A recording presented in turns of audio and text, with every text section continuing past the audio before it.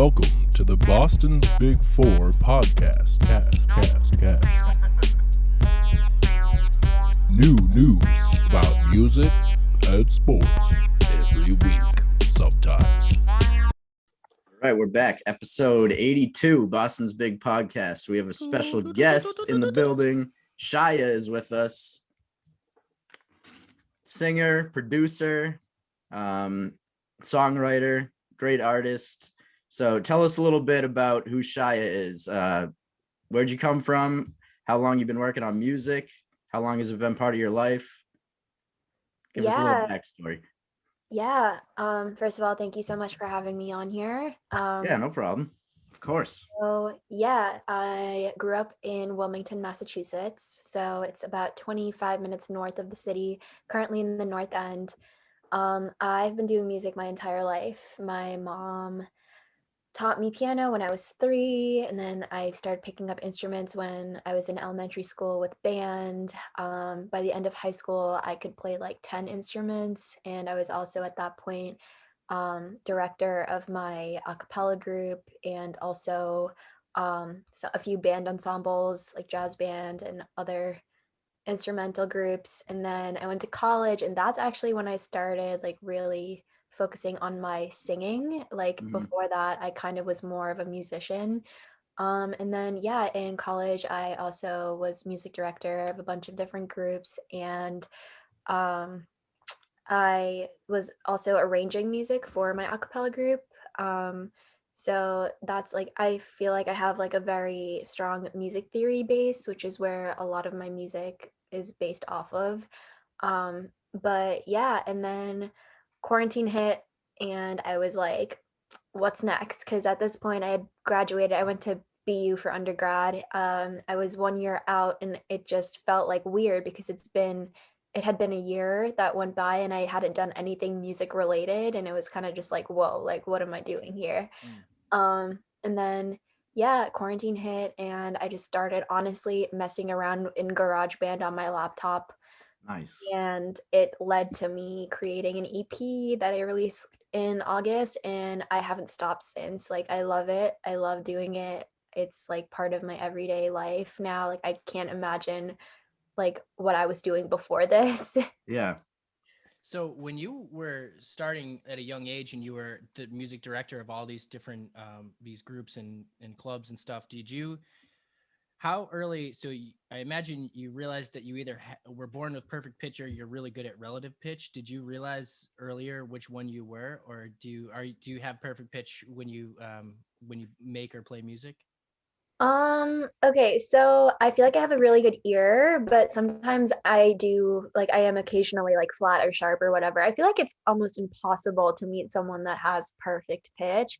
I feel like you can meet people that have good ears, but like I'm not going to say that I have perfect pitch because I don't. Yeah, and I don't know exactly, like, so I'm not an expert by any means in music, but a friend of mine was a Berkeley musician, and he was telling me that people that are born with perfect pitch, which is like a trait in your ears, you can hear perfect pitch, like you know it's an A, you know it's a B right away. It's like colors, but then when you're trying to do things like transforming that into shapes, I think having a good ear is better for that. He explained it to me that relative pitch is, you know, that an A could also be, now I'm going to get this wrong, but like an A could be an F minor, or an F minor could be like a C sharp or something. Like there's all different ways you can translate the same notes. And that's like math basically when you get down to it. And I think a talent that is hard to hone. So it sounds like you got that at a young age. And have you found, like, when you're making music, that it's a lot easier to not have to reference other people musically? Oh yeah, 100%. I thank my mom every day for teaching me piano. Like at such a young age, she kind of just threw me in there. I also, I'm Sri Lankan, so growing up, I studied Carnatic, like Eastern music too. So that has like a whole different like set of musical rules and theory that goes behind that. So I feel like having both of those things growing up, it really shaped the musician I am today. And it, like you were talking about like all those different scales and stuff, and like Eastern music has like a whole different set of scales that it gets very confusing sometimes for people when I try to explain it, but it's honestly, I'm hoping to incorporate more of that into my work and my upcoming releases. So something to Awesome. look forward to. So culturally, did you pull your drawing influence from a lot of that music? And do you use do you play traditional instruments like from those areas? Yeah, so I actually took Vina lessons. So it's basically, I don't know if you guys know what a sitar is, but Yeah. it's like a sister instrument to that. So I took those lessons for 10 years of my life. So a pretty big chunk of my life. Yeah. Awesome. Yeah.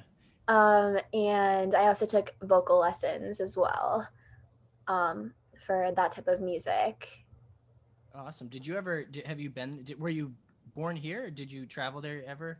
Yeah, so I was born here. My parents are from there, but growing up, I visited like almost every year. And then there was like a civil war and stuff. So like my parents were like, it's better to just stick here for a little bit. And the first time I actually went back was last December, and that was the first time in 8 years that I've been back there. But Oh most of wow. my family is still there, like all of my cousins and most of my cousins, uncles and aunts, grandparents, everyone. And do you ever take time? Well, I guess you hadn't done it until recently, but what when you're on that, that's like a 20-hour flight, right? So do you just take time to like make music and use that time for yourself? Yeah, so you know what? I actually wasn't making music at that point yet. So like I just started this past May is when I released my first track. And now that I'm thinking about it, I'm like so excited to go on trips now because I can just be like mixing and like Mm, producing on my flight. It's so dope. I'm so excited for that. But that's something that I'm definitely going to be doing. mm.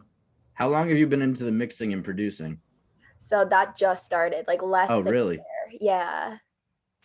Yeah, Wow. I'm very fresh to And all the of. singing just started too? No, I've been singing my Well, whole you've life, been singing but you haven't recorded right, until recently. right. Wow. Yeah, it was just one of those things that like I liked doing it and I liked singing, but like nobody ever told me like, oh, like you're good until I got to like high school, and like it was mostly just me singing in my shower for like the majority of my life. And then like once I started doing it in front of people, like they were like, oh, like you can sing. And I was like, Yeah. really? And then once you get that validation from people, it's like, oh, wow. All right, I can do this. For sure, for sure. It's huge. Yeah.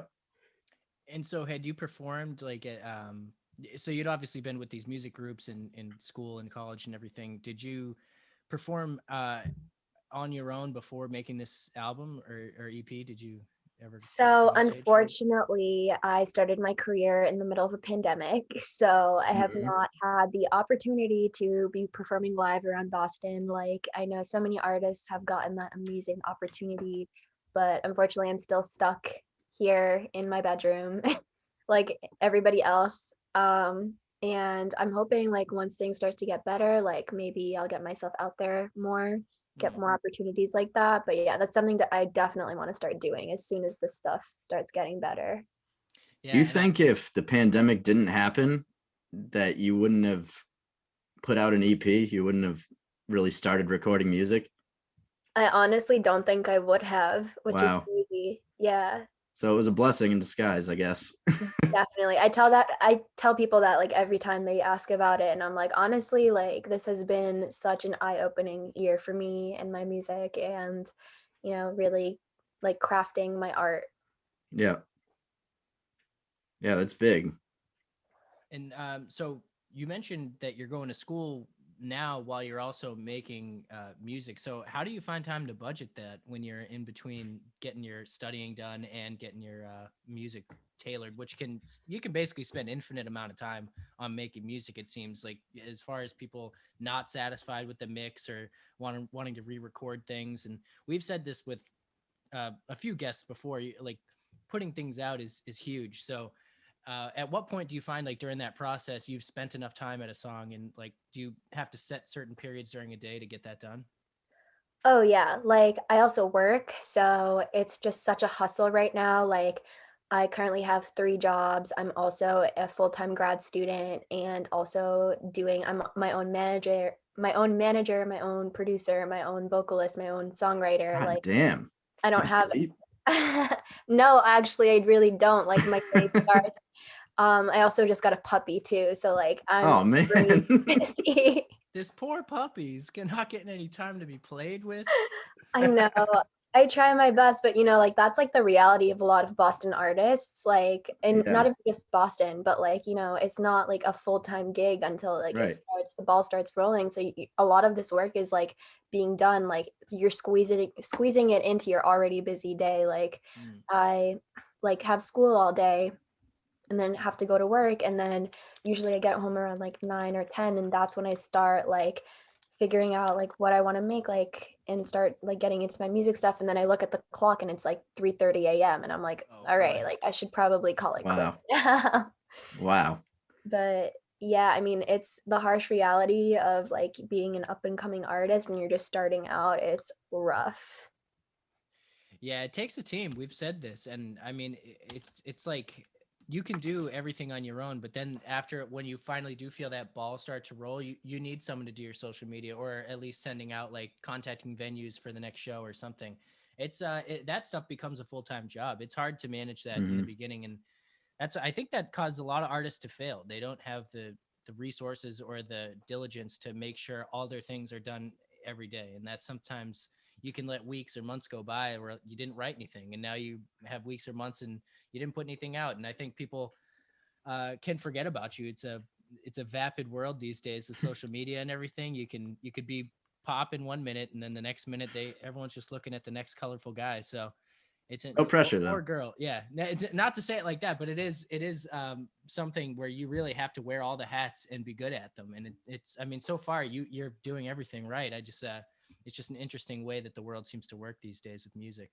Yeah, for sure. I mean, I think a lot of it, especially in a pandemic and in quarantine and stuff, it's all like social media. It's huge, like being a presence on it. Like I used to be someone that was like, I didn't really give much of a crap towards Instagram or anything like that. But like ever since I started releasing stuff, like it's kind of like you need to play the Instagram game if you want to Oh, like yeah, grow. it's definitely necessary if you want to be an artist. For sure. So like I spend honestly like a lot of my day is like on Instagram networking with people, with other artists, connecting with producers and like That stuff is so important. followers. It's so important. And it's like I know some people that like I don't know if I'm sure other artists have talked about this too, but like I get some DMs that are like, hey, like you want to pay $500 for like 20K like Red likes or flag. followers. Yeah. Yeah. And I'm like, I like that. First of all, that's not going to give you real growth or real followers. Like Never that's never pay for likes or followers. That's just not, yeah.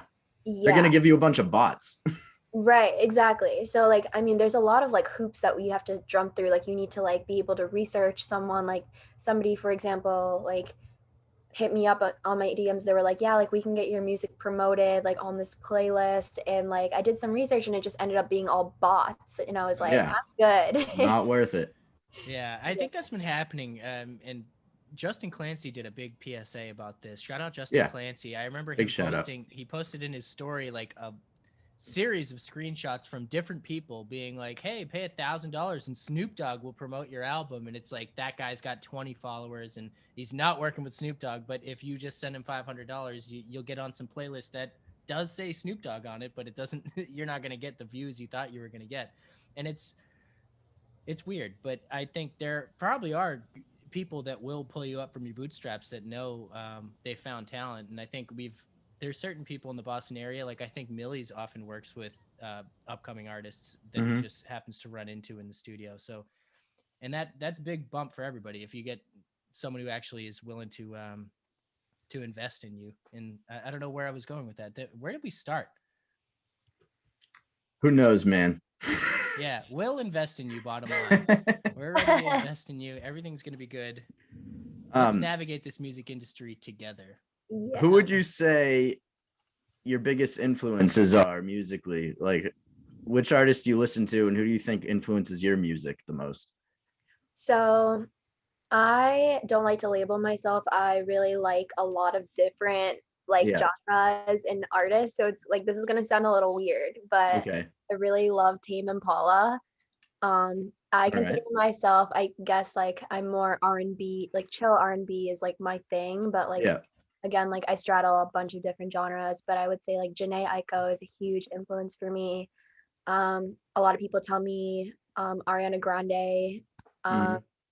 And I mean, I've watched Ariana Grande grow. Like I was her number one fan in like 2009. Yeah. And like I've Can you just do whistle tones? I cannot, but I Oh. respect her so much for being able to do that. Yeah, isn't that like bad for your vocal cords? It's really bad, like almost like you're trained properly to do it and stuff. But I also get Alina Baraz a lot. And then Claro, she's Boston based too. Yes, Claro. Yeah, she is Boston based from Carlisle. Yeah, so those are my main influences, but I mean, I could definitely see the Janae Aiko comparison. yeah. Who's But, better, Ariana or Mariah? Oh, okay. Who's cooler? Who's I think cooler? Ariana. I'm a diehard Ariana Grande fan, so like if anyone wants to fight me on that, Okay, it's on site. That is fair. You heard it here first, folks. What do you think was the whole Pete Davidson thing for Oh publicity? man, I'm just like I'm a goss. we're turning guy. into TMZ now. Yeah, hit me with that hot goss. Who do you think they would have been better with? Should she have dated someone else from SNL, or should she have just stayed in her lane? I personally loved her and Mac, so like they will always be like my favorite couple of all time. So celebrity couple of all time. True. But no, that's fair. Yeah, that was the whole thing was. I'm a big Jay-Z devastating. and Beyonce fan. yeah, I love them too. Yeah, celeb couples that are holding it down. I love that. Shout out Ryan Reynolds and Blake That's Lively. rare, actually, for Yeah. celebrity couples to like stay together for more than 3 years. Yeah, it is tough. I feel like normal people don't do that either. So That's true, actually. We're just not under a microscope, so people don't know about it. that's true. Exactly. I'm So sorry, I what's cut in the you off. plans next for you musically? Do you have any release? Well, you said you're going to release a song. You said this before we started recording, actually. So you said you're going to release a song every month. Yeah, I actually have a single coming out, Down. It's coming out on the 26th of this month, so a few more days. And then I have a few other things in store for the coming months, a lot of features, because I just got off of making this EP in August. So, you know, that took like a huge chunk of my time. Right. But right now I'm really focusing on networking with Boston artists, you know, creating a community that's supportive and finding connections with artists, you know, like just growing together. I feel like that's all what it's about. Who are some of your favorite local artists that you'd like to work with? So let's see. Notebook P. Nice. Really Great love choice. him. Love his energy. He's great. He's super Yeah, dope. he's really good. Who else? A lot of like independent art. I mean, I guess like everybody here is independent, but also Hilray. She is an up and coming artist as well. Oh my god, I have so many people. They're just not coming to mind right now. Yeah, But there's a lot of talent. It's too much to name. There's gonna be a super cut of us saying that. Too much to name, just like Too over much. and Yeah, over we again. do say that a lot. Yeah. No, but like seriously, in my DMs, it's just like, oh, like you want to collab? You want to collab? I'm like, yeah, let's Yeah. do it all. Yeah, pay me. But yeah, something I think I like my purpose in the industry, I guess, is I want to, you know, increase representation for South Asian, brown, and female producers in the industry because there's so few of us. And I think I was looking at a stat the other day. It was like only 2.6% of females are producers or part of the industry in any way, which I thought was crazy. It is. I have to say, it's extremely rare to hear about a female producer. Yeah. It really is, which I don't understand why. I don't either. I think it's just right now a very male dominated industry. And Yeah. I would love to change that narrative, especially in Boston. Mm-hmm. Yeah, Boston's been working on it because I think we had on Red Shades who she was on a showcase that they focused on like a bunch of female rappers in the industry, and they did I think that it was called Hella Black Showcase, and they all did a show and it was all female, and she mentioned on her episode that they all support each other, and it's And I guess this doesn't fit exactly your demographic of the Southeast Asian, but in terms of in a male dominated industry, that came up on that episode as well, like having to navigate that and showing support for each other and making it a homogenous scene and not just like this is how the men do it and this is how the women do it. It's like we're all doing the same genre. So I think it's something that people have to get past. I don't know if that's something that is still a problem, but it probably is inherently in just the way things operate. Yeah, I honestly feel like it's systemic at this point. Like, I have met up with people before, like producers in the studio and stuff, and I have still like yet to feel 100% comfortable there. Like, I'm either like talked down to, or like they are condescending, or like they act like I don't know anything about producing because I'm a girl. Like, it's a lot. Being a female in the industry is really, really tough. And I guess how do you think like going forward? What's the best course of action people would take? Like, what would we like to see be different? I guess I'm trying to think of like speaking to anyone who's in these production studios. Like, what's equality? I like am having a hard time putting it to words.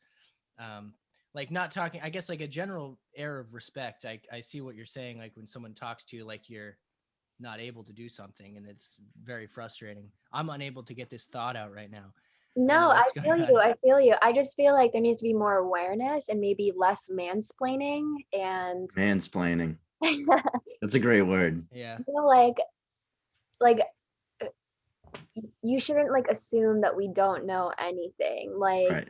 a lot of us are doing this stuff on our own. Like we have a lot of knowledge, and it's more of just like creating that supportive network of people that support you in your craft. And I guess like in terms of the studio, like it's all about the vibes, like the energy, like positive energy is what fuels my art. And like when I'm in the studio, like I don't bring anyone there that has like negativity. Like that's just not what it's about. Like only positive vibes all the time. Yeah, I think that comes out in the voice too. If you're stressed in a session, you could sing the same thing thinking you're using the same notes and it's just coming out different because people are, making you feel a certain way. And that Yeah, it's definitely important to be like as relaxed as you possibly can be when you're recording. For sure. Oh yeah. Do you have any tricks that you use when you're recording? Like do you bring tea or something into the studio? Yeah, tea is a huge one. Or like hot water, honestly. Yeah, because like if you're a vocalist, like your voice gets really tired really fast, like, and I'm a perfectionist, so like I'm in the studio, like when I'm in, I'm locked in. Like I set aside like the next like 5 hours, like maybe even more, just because I know I'm gonna have to redo my takes like until they are absolutely perfect. And I don't settle for anything less. So, I mean, it becomes like tiring for your voice, and it's important to like take breaks and stuff. Yeah, we actually just had on Lomel, who was trying to break the world record for the longest freestyle. Insane. And he mentioned he actually did break the record, but it didn't. He sang for 34 straight hours. I saw that. Yeah. Yeah. Yeah, and he mentioned he put a post on his page out after that. He learned about like steam therapy and the throat coats and all the different teas that can help you. Because I mean, he made it 34 hours without even any remedies like that. So I think that is huge. Yeah, and his throat was swollen afterwards, but yeah, I got bet. it done. Yeah, definitely like tea with honey is like amazing. Does wonders. So where would you like to perform when that is a thing again? So I would really love to do like, I don't even know how this would work, but eventually like House of Blues, like like opening for some local artists. And I don't really know. Like I haven't really explored a lot of like the live music scene just because I haven't had the opportunity. Because there hasn't been one. Exactly. So I really, really love there's this jazz cafe, Wally's. I don't know if you guys I've heard of right it. on Mass Ave, yeah. Yeah. I mean, I used to go there all the time during undergrad. Great, great, great spot. And the owners are so amazing. That's a place that I would definitely want to perform too. Those are the two places that come to mind right now. But Yeah, yeah. Dart Adams gave Wally's a shout out because he was saying that Did a he? lot of yeah, it was when we were at the LFOD panel. It was Oh yeah. it was probably almost 2 years ago now. Stupid pandemic, but the he was saying that a lot of people will try to argue that there's like not culture in Boston. And he's like, hey, like go to Wally's, go there, go to these venues. There is really good authentic jazz. There's authentic music of all types, like all throughout the city. You just have to find the venue, and there's so many little ones everywhere. And A lot of hidden gems. I remember the first time I went to Wally's, I actually thought it was just like some hole in the wall. I was like, "What is this?" And I actually like heard about it again, and then like drove by it, and people were like, "That's the spot," and I was like, "That's the spot." I didn't think so. But Those are the best spots, the ones that don't look like they'd be the spot. Yeah, it's so cool. I mean, it's like those are the. Correct me if I'm wrong, but it's a pretty small room, right? I think there's like a few tables, and then the stage is just right in the back by the bar. Yeah, but let me tell you, like, even though it's that small, it is always poppin'. Like, whenever I'm there, it's like people will stand like on top of each other if they have to. Like, it is just such like an Just those days. Yeah. I don't know how much of that we're gonna get post-COVID, but yeah. Do you like are you a fan of like that freeform jazz where it's just like scatting all over the place? Yeah, I love that stuff. I love it. Yeah, it's really interesting because I think have you seen the movie Soul? Yeah, I have actually. I just watched it with my mom. And I think so like the whole premise of that movie, for those who are not aware, Soul like kind of this isn't a spoiler, but the whole movie kind of talks about people getting into that like special place. It's like your sweet spot when you're doing something that you're really good at. Like if you're like Kobe playing basketball, if you're Eddie Van Halen on guitar, they get into like that little headspace, and then they get transported away to like this realm where it's hard to explain, but it's something that I think all jazz musicians have felt, and jazz is what they use to focus on like that character. And it's I guess like I'm really just asking if you can elaborate on how you felt when you listen to music like that, or when you make music like that. How do you ever find yourself going to that soul place? I forget what it's called.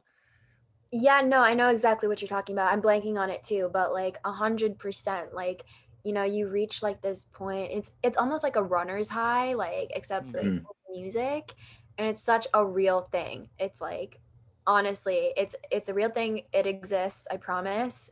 And like you kind of just like forget, like it reminds you of like why you're doing what you're doing. And like there are very few things in life that make you feel that way, and for example, for music to like make me feel that way, like I just feel like that is something really special that I'm going to hold on to for a long time. Yeah, and I honestly believe music is probably the closest thing that humans have like to being able to control magic, like in a way, if that makes any sense. You can kind of get people to feel feelings like sad, happy, excited, angry. Like you can make people feel these things based on emotions that you've put into music. And I think getting to that sweet spot and getting other people to feel your sweet spot is, and that's such a cliche, but like all artists like to say, like, if I can have affected one person with my music, that's all I care about. And that's really what I actually think that's in Soul too. Now that I'm thinking about it, I guess it is kind of cliche, but I gotta watch this movie. It's a good movie. Shout out Disney, shout out Pixar. They kill it. Big shout out Disney. Yeah. No, for sure. Yeah. And I think like, having like that support and like the network of people that support you is also like a huge component of that, because like, I mean, I wouldn't be here where I am today. Like, I remember releasing my first single ever in May. Like, I was so anxious, and it's just like putting yourself out there is such a scary thing. And like once I did it, like I still was like anxious. I was like, oh, like what if people don't like it? What if I suck? Like what if this isn't good? And like, was that Out of Sight? Was that the first single? Toxic. Oh, Toxic was the first single. Okay. Yeah. And like, I had to like talk to at least like 30 of my friends before I actually dropped it. I'm like, guys, really? Please let me know if this sucks. Like, because I'm not gonna release it if it is. It definitely doesn't suck. Thank you. But yeah, and then it turned out to be like my most successful song. So yeah. How have you felt about the reception to the whole EP? How has it been? Honestly, it was shocking. Like, I didn't even expect one person. I expected maybe five, like my mom, my sister, like, and like a few of my best friends to listen to Yeah. it. But like, I release day and like release week was just so magical for me because I would wake up every single morning and I would have like 20 text messages and like 100 Instagram notifications of just people sharing my music, and it honestly made me so emotional, just because like you work so hard for this stuff and like you never know like who's going to hear it or like how it's going to be received, and like it was like my first real like big project that I put out there, and it was just it was like the best feeling ever, and like I did not expect that many people to listen to it. I think in total I have 50,000 streams so far. Wow. And I got like 10,000 streams in the first 4 weeks of its release. So, Mm. like, I mean, numbers are just numbers. Like, I care more about like the fans and like the But people. that's a lot because that's all organic too. Yeah. So, like, it was like really encouraging, and like it just made me want to keep releasing and keep creating because, I'm doing it for the people that actually care about my music and, like it. Right. And now you've, built up a little fan base. Like obviously people are, so you got people who are looking forward to your next release, which must make you really excited to keep putting stuff out. Yeah, like I love my fans. It's so funny because like I just like today actually right before our interview, like I was on Instagram and like 8 people I think shared my music like so randomly like at the same time, and I was like my phone was just like kind of blowing up and I was like, "Oh my God, like what's going on?" And I went to see and it was just like a chain, honestly. Like Yeah. my fans reposted me, and like another fan saw that, reposted it, and then like it just kept going, and like it's still my phone is literally like still blowing up for some This reason. is only the beginning right here. Get used to it. Turn those notifications off. Yeah, right. Exactly. But Change yeah. your number. But yeah, it's such a great feeling, and I'm so so so grateful to like anyone and everyone who has shared my music or given it the time of day. It means a lot for us independent artists for you to just like listen to our music that we work so hard on, without any support or like no label, no manager, no nothing. And so like with your family and everything overseas, do you have any plans once things open back up again to start doing some touring, like in Sri Lanka and Southeast Asia? I would love to do that. It's kind of sad though. I don't think they're probably not going to open up for a while just because they probably not going to get the vaccine for another few months or maybe a year or something. They're like a third world country. So I don't really know when the next time I'm going to be able to go back is, but eventually I definitely want to. Yeah, no, that makes sense. I feel like that's a unique thing from a marketing perspective. You have contacts in another country and being able to go and bring like I don't know how tried and true it is as a method, but if you now so you have a buzz in America, you went and brought this overseas, created a buzz there, and now you have two buzzes like compounding each other from different places. And I don't know if regionally that helps musicians, if they found going overseas and then coming back helps spread you around more. But I wonder if that would be good or at least just fun, because I feel like going overseas is always fun. You get to use your converters and stuff like that. That's always cool. Yeah, for sure. I mean, I actually like even have fans. I think my biggest fan base right now, for some reason, Colombia and Brazil. I don't know. Don't ask me why, but I appreciate it. Shout um, out Colombia and Brazil. it's just like when I'm on my Spotify for artists, like it always tells me my top country is Colombia. And Wow. So this actually, there might be a reason for this. I was looking you up, and there is a Spanish Shaya singer.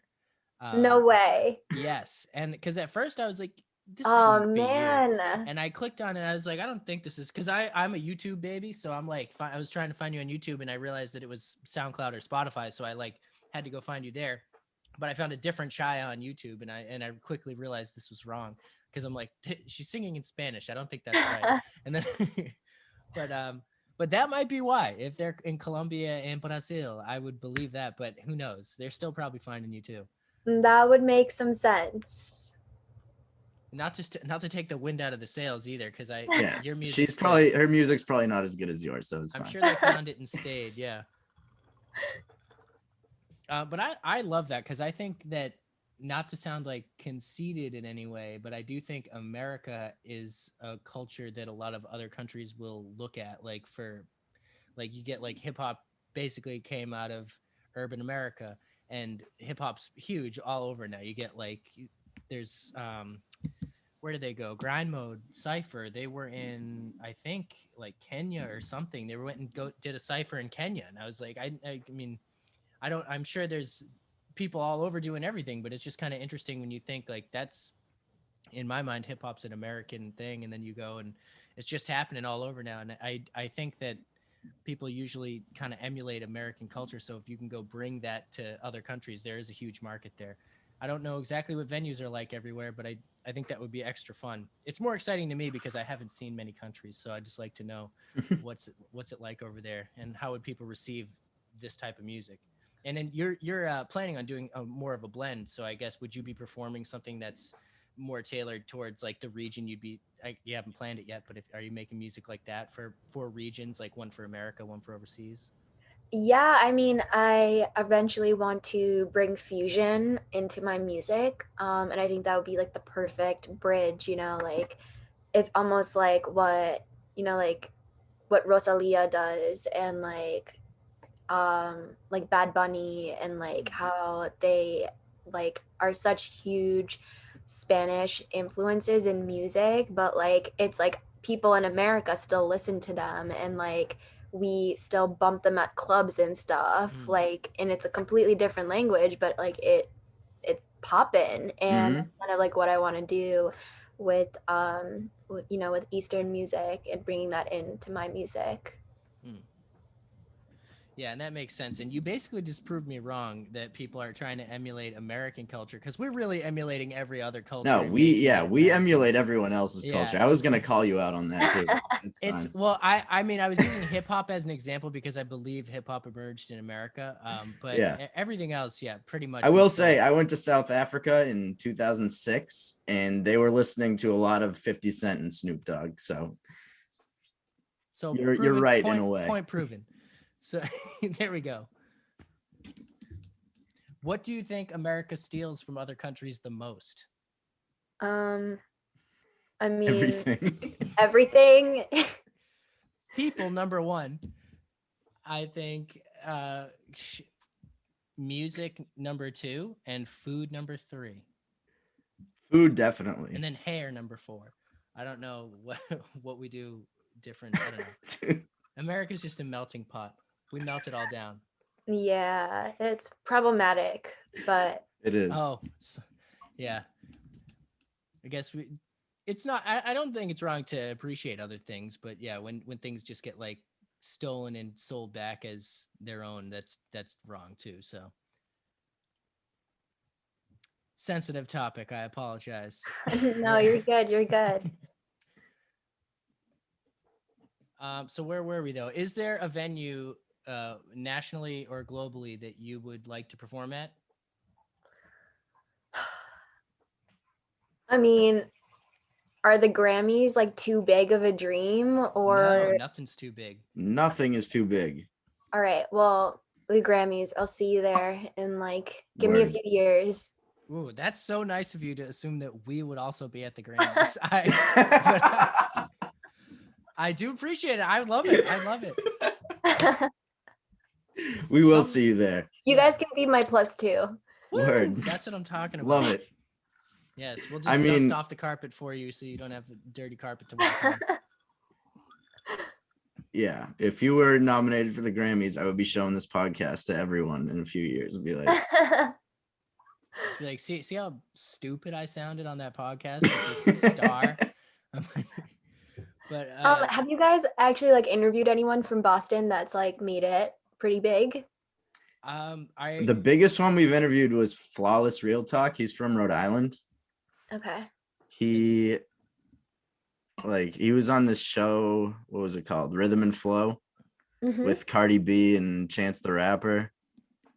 And he's pretty big. He's got like almost 1 million followers on Instagram. So I guess that's how you measure someone's success these days. Honestly. Yeah, well, we figured that out with we know that 6ix9ine broke the code for whatever the algorithm was, and now everyone just ignores that. I'm like, why is he getting millions of views and he sucks and he's the worst? Tekashi 6ix9ine. Yeah, no, I'm just saying like the Can we not talk about him on this podcast anymore? No, but weren't you saying like the Instagram stuff doesn't always mean anything? No, you're right. I was using It that as an definitely example. doesn't. So, anyways, I don't But want to yeah, talk about Tekashi. we had a guy from the Patriots on once too. But no Grammy nominees yet, so you'll be the first. Yeah, I mean, I think it's crazy. Like, I mean, in Boston, you don't really see a lot of artists that make it out of here. Like, Yeah, it's a big. struggle. It's really hard, and I think like that's something that needs to change. Megan Trainor's from Massachusetts. I'm sorry. You know Megan Trainor? Yeah. She's from Massachusetts, I think. Oh, no way. Does Yeah. Nantucket count though? What? Does Nantucket even count? That's like its own place. I feel like Yeah, it you're does not right. count. She's from Nantucket, you're right. Yeah, I don't know. that's a different world. Yeah. Steven Tyler. Oh yeah. But yeah, like I just feel like a lot of people don't make it out of here. Oh, definitely. I feel like there should be more collaboration. Why do you think that is? I just feel like there needs to be more collaboration between like, like radio and like up and coming artists and like, Definitely. like working with artists and actually wanting to help them. And I feel like Boston's market is just very much a trend following market. And yeah, we don't really have our own identity or our own sound. We kind of just follow whatever New York or Philly is doing, Exactly. And Yeah. it's like that sucks for us because it's just like you're not really gonna go anywhere. And that's why a lot of people just end up moving to LA. Like I would say like half. Everyone moves to LA. Yeah. No, like half of my music friends, actually all Yeah. of them, just they're after like Everyone moves to LA. It's crazy. they're like, yep, I'm moving to LA. Peace. It's like, how do they fit all those people there? Everyone's moving there. I was talking shit about LA on our last episode, and You were. I was checked on it, but I still don't think LA is the best. I don't know. I think it's got to be getting too crowded with all the musicians moving there. Yeah. I mean, what's so special about it? You can do all that stuff anywhere else. I They got agree, The beach. but I don't know. Well, they have all the big record labels and A&Rs there. Like, we don't have any record labels in Boston. Boston's big record label. It's about to be a thing. We're about to put it up. Yeah, and I also think it's just way easier to like, form teams and stuff and collab with people there just because like everybody is an influencer or an artist or a musician. Yeah. Like, everybody's It's like they all congregate to one place so they can just network with each other. Right. Well, I guess that makes sense. Maybe LA isn't so bad. I got checked again. We gotta take a trip there before we judge it. Yeah, no, we should definitely do Boston's big trip. I think Boston's big trip. We're just like we're doing Boston's big everything. Boston's big everything. Yeah, we're doing Boston's big judgment. We're just gonna go judge things and walk around. But an honest thing that I think should happen, and we've talked about this like in past episodes, like what is it that Boston needs? Like often when we talk about these things, it's like we know what the issue usually is. Like it's not always and not that there's an issue, but we have artists that aren't always working together. We got no big names to speak of in the past 40 years, really. I mean, there have been, but not like it's. I mean, it depends. Yeah, big as in like not international like superstars. Yeah, we don't not have like any other cities. Like in the past 10 years, like so many have come out of Atlanta, or like just cities where you're like, I know good music's probably going to come out of this. Or like Nashville, if you're talking like country music. Like there's like different hotbeds, but we're definitely not one of them. So I think there's a couple things here. We don't have an area that is like a studio that is a big studio as far as I'm aware of that people could be running like just a huge building with multiple floors and just studios. Like we need one of those at the front desk, and like there's a good nice glass windows, big glass building. We definitely need some of those. I know they have those in LA. Yeah, just something. That's how Kai, that artist from Boston, he has a song with Wiz Khalifa. That's how we got the song with him. He was just recording at one of those places. Wiz was walking down the hallway and heard him recording and like just hopped in and was like, "Oh, let me get on this song." We don't So, have anything like that. yeah, So I think the other issue is that Massachusetts and New England in general is a very educated area.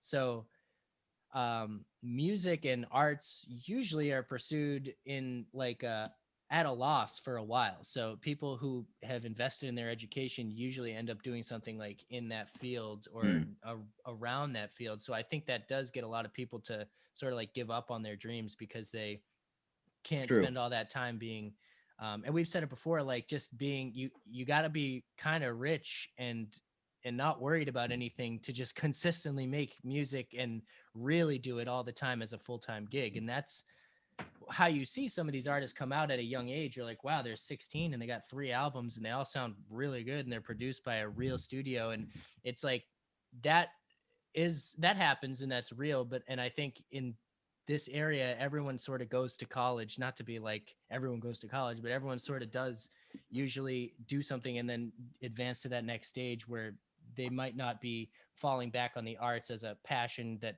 eventually should work out, which is like a I know weird what you're way saying. to think. It's a weird thing to think, but I think that's what we were saying LA does. Like LA is a land of creatives and they all are working together all the time, and that's why LA is sort of seen as the hub, when in truth you can make anything anywhere. It really doesn't matter where you are, but I can see why LA being sunshiny with all the creatives, everyone's hanging out off their parents' cash, nothing wrong with that. We just making good music and good art and good comedy. That's the best stuff. Um, so I think that is holding Boston back in a way, but I can't really blame people for getting educated. So, but I just think that is part of the cause. It's maybe a symptom of the whole thing. yeah, I also feel like another huge thing is just like people here are shady. I don't know if you guys have like if other artists have, like referred to this at all, but like it's like nobody really wants to help each other and it's like Mhm. very rare because people are always afraid that like helping someone else like they're going to steal your sauce and it's just like I mean like no one artist is going to do the same exact thing. That's just the wrong mentality. Yeah, and it's like this Like just weird thinking, just like looking at it like it's a competition and you have to beat everyone. right. It's like we can all win. We can Yeah, all there's win together. Like it can happen. 100%, and there's room for everybody. And I just feel like a lot of Boston artists are in this mindset of like, oh, if I help this person, like it's competition, like they're getting ahead. And it's like, I mean, if you're in it for the competition, like I don't really think you're in it for the right reasons. Exactly. You're gonna be very disappointed. Yeah, another thing that I think we all forget about is like our worlds get pretty small. Because if you go on, I'm always finding new artists that have hundreds of thousands of views and likes, and I'm just like, I've literally never heard of you before. How do 800,000 people like and share your stuff? Like, I just don't know how I could have never heard of these people. But there's so many people like that where it's like just because they're not the most famous person right in the moment, or like just because you're not seeing them on like top 10 charts doesn't mean they're not putting out great music and that other people haven't discovered them, because we like to think that there's only 10 artists that can get a million views on stuff, but there's probably a million artists that can get a million views on stuff, but you just only see 10 of them because that's really what the charts are funneling to us. And there is a lot of room for everyone to eat. It's not like where like I can succeed because I jumped on your head to leap up. It's not like that at Right. all. Everyone, and It's I not, think it's really not a competition yeah, at all. but people just are so petty like that, and it's true that Right. I mean we've had people that we've talked to that don't want to work with anyone, like they just don't think that it's worth it, and it happens. But I mean I can see both schools of thought. If you can get it all done yourself and it comes out great and people like it, that's great. But I think you should work with other people. But yeah, you should also be open to working with other people at least. Don't just shut it off completely. Yeah, it Yeah. takes a village. And it's like, like when you work with other people, you're also exposing yourself to like their fans and their network. Exactly. It's just like They're it's both all helping each helping other. you. Yeah. It's like when we have artists on the podcast, we're both helping each other. Like we're not, it's just Right. everyone can work together and we can all win. And I Yeah. don't And understand why people don't get that. for sure. And I think like that is like the number one reason why we're stuck in this little rut. And also like the people that have the power to like, like really like pull people up from their bootstraps, like see these artists, and I feel like they don't do anything with their power. And it's like their influence in the Boston music scene. It's like so like they don't really have a purpose then, and it's really frustrating. Mm. Yeah, but I do think our city is changing though. Like the changes that we're talking about are happening. Because if you talk to artists like I mentioned Red Shades earlier, because on her episode we touched on this topic, and she actually mentioned that she's not had that experience in Boston. Her community and the people around her have been supporting her basically from the jump, and she's felt like she's always had a team. And I've heard, I believe now, Jack, you can correct me. I think Oompa has said this a similar thing, that she feels that the support is there. It's like it's an old Boston mentality that no one supports each other. But if you're running in the right circles, people are supporting each other, and it's hard to. But that's the thing, you got to get in the right circles, and I don't like that whole aspect of it. That's true. This elitist, like, Yeah. you know, it's like this elitist secret thing that nobody else can know of. I don't get it. Like there's it's kind of like the same artists are getting write-ups all the time, and they're all really dope and they're all really talented, but it's That's the same it's the same like 10 artists getting write-ups every time they drop something. You know, they get a write-up or they get all these features on blogs and stuff, but there's like hundreds of other artists out there that are dropping shit constantly and not getting the looks. So it's like until you're in that circle, kind of, it's still a struggle, I feel like. Yeah, and that's why, you know, like networking is so huge, and also like the connections. Like it's all about who you know. Yeah. It's true. Who do you think is the best artist in Boston right now? And who do you think is the worst artist in Boston right now? I cannot. I cannot. He always does this. These He are my always favorite does questions. this. He tries to bring negativity out of people every episode. Bad vibes. Stir the pot. Stir the pot. I just like to keep things interesting, and I think all press is good press, and I think we should just get people. Press is good press. That is not something we're gonna live by. Don't listen to me. I'm just trying to have fun. He's gonna get me in trouble. No, we're all gonna. It's cross pollination. What's your least favorite song of all time? I honestly like don't have one. All right. No more negative questions. No, yeah, that's fair. And is there an artist that, from, I guess you did mention art, and now this was like, I was trying to like segue here. Is there like someone internationally that influenced you that like you came from Sri Lanka, I guess, if that makes sense? Yeah, I don't know if you guys know MIA, but yes, she's Sri Lankan. Paper Planes. Yeah, that's my shit back in the day. Is she still making music? I'm not hip. I'm not sure, but Right. I actually recently got added to Madam Gandhi, who used to be MIA's drummer. Okay. She has a playlist that she updates weekly. And That's she added awesome. a few of my songs to her playlist, and she even like personally reached out to me on Instagram and stuff, and she was like, you know, telling me that she really liked my music, which was huge. That's amazing. Collabs in the work. Let's do Shaya it. featuring MIA coming soon. Oh my god, I would die. Dream come true. Sounds possible. Oh, and you remember that song, right? Paper Planes? I believe so. You would know it if you heard it. Yeah, if you heard it. I know the title too. I just can't match it like name to face kind of thing. But I'm sure I know it. It's the song that was sampled in Swagger Like Us by like T.I., Lil Wayne, Jay-Z, and Kanye. I'm sure I know it. I do know it. You know what? Yeah, I remember you know it now. You know it. I remember it now. But so that style, like, is, you mentioned you're taking like a Sri Lankan or southeastern style. Is Sri Lanka? So to clarify, Sri Lanka is like the tip of India, right? Or like the teardrop?